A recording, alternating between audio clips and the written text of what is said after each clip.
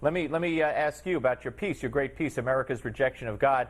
Can it be reversed? I mean, you gave an example there, a small example, and you talk about abortion there. But how can we reverse the vilifying of God in many quarters, and where this country has been going and where we seem to be headed?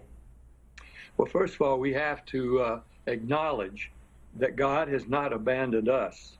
We have abandoned him.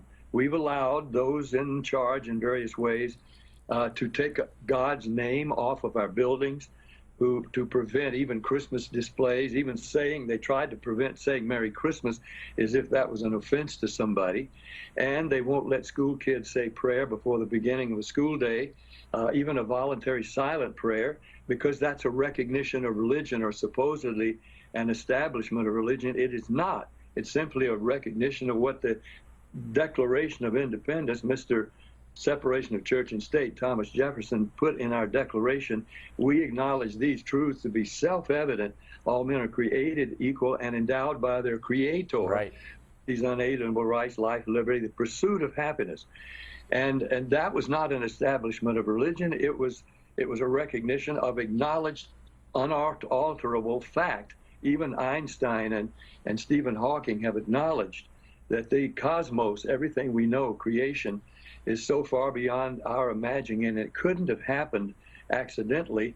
So there must be an intelligence. They don't want to call it God, but it is a recognition of an intelligence that we believers certainly do call God and always have. So if we allow this to happen, we shove God aside. He is a gentleman. He'll step aside, as he did with Israel. Oh, you want kings. You don't want to be governed by the Mosaic covenant and the judges. You want kings like the other nations around you? Okay, I'll step back. They had their way. There was a steady succession of kings. There were 2 or 3 good ones like David, but most of them became more and more corrupt until they went into total oblivion, destruction, Babylonian captivity. And at that point, God says, well, how's it going? Would you like to invite me back into the picture? And in 2 Chronicles 7:14, he says, if my people called by my name, that is my family, those who believe in me, will seek my face, pray, turn from their own wickedness, I will hear from heaven, I will forgive their sin, I will heal their land. He is waiting. He's waiting for us to call him back in. And if we do, then we can have an America again.